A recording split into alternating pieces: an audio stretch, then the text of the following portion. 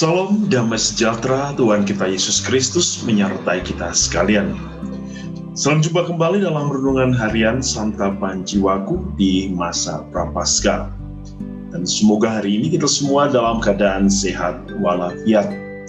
Saudara-saudari yang dikasihi Tuhan, hari ini kita diundang untuk mendengarkan firman Tuhan dari Injil Matius bab 23 ayat 1 sampai 12. Marilah kita semua mendengarkan firman Tuhan.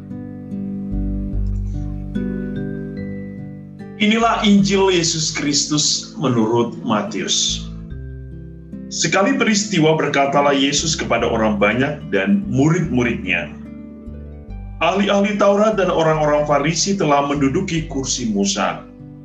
Sebab itu turutilah dan lakukanlah segala sesuatu yang mereka ajarkan kepadamu. Tetapi janganlah kamu turuti perbuatan mereka, karena mereka mengajarkan tetapi tidak melakukannya. Mereka mengikat beban berat, lalu meletakkannya di atas bahu orang, tetapi mereka sendiri tidak mau menyentuhnya. Semua pekerjaan yang mereka lakukan hanya dimaksud supaya dilihat orang. Mereka memakai tali sembayang yang lebar dan jubah yang panjang. Mereka suka duduk di tempat terhormat dalam perjamuan dan di tempat terdepan di rumah ibadat. Mereka suka menerima penghormatan di pasar dan suka dipanggil rabi. Tetapi kamu janganlah suka disebut rabi, karena hanya satulah rabimu, dan kamu semua adalah saudara.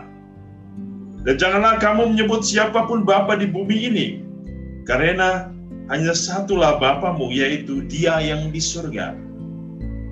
Janganlah pula kamu disebut pemimpin, karena hanya satu pemimpinmu, yaitu Kristus. Siapapun yang terbesar di antara kamu, hendaklah ia menjadi pelayanmu. Barang siapa meninggikan diri akan direndahkan, dan barang siapa merendahkan diri akan ditinggikan. Demikianlah Injil Tuhan. Siapapun yang terbesar di antara kamu, hendaklah ia menjadi pelayanmu. Saudara-saudari yang dikasihi Tuhan, di masa puasa atau di masa Prapaskah ini, kembali kita diingatkan oleh Yesus untuk senantiasa hidup menurut cara hidup Allah sendiri, bukan cara hidup orang-orang Farisi dan ahli Taurat.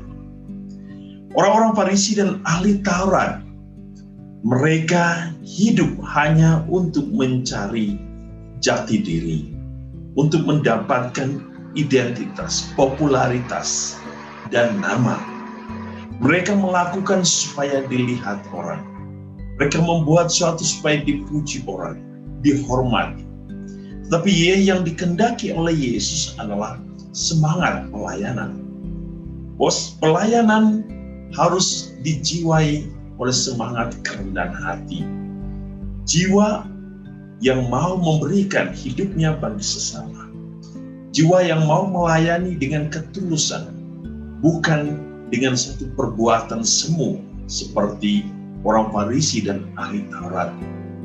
Masa puasa adalah masa pertobatan.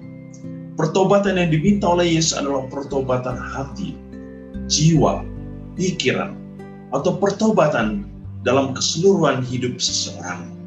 Dan pertobatan itu harus dimaknai sebagai pertobatan yang datang dari ketulusan hati, dari kerendahan hati, dari sikap kepasrahan untuk mencari Allah sebagai sumber segala pengampunan dan berkat bagi manusia. Orang Farisi yang dikatakan oleh Yesus dalam Injil hari ini adalah orang-orang yang senantiasa hidup di dalam bayangan-bayangan semu, di mana mereka menjalankan sesuatu, tetapi mereka tidak bisa melakukan itu dengan ketulusan.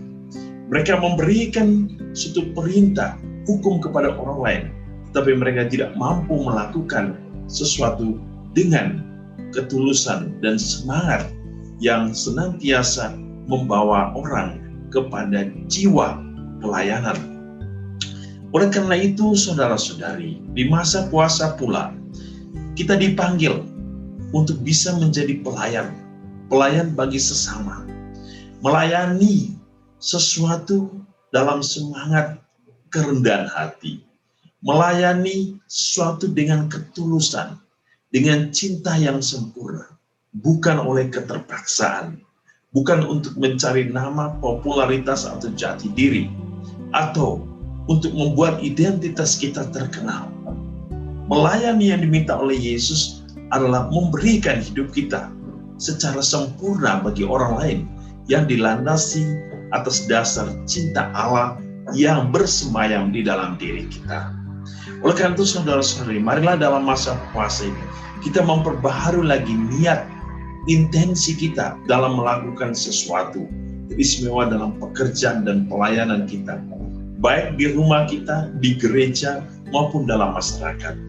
Apakah kita melayani dengan tulus, dengan sungguh hati, ataukah kita hanya mencari jati diri, mencari popularitas, mencari nama? Mari kita memperbarui hidup kita untuk menjadi lebih baik di dalam semangat kerendahan hati, dan semoga kita hidup di dalam cinta Tuhan yang sempurna. Dalam nama Bapa dan Putra dan Roh Kudus. Amin.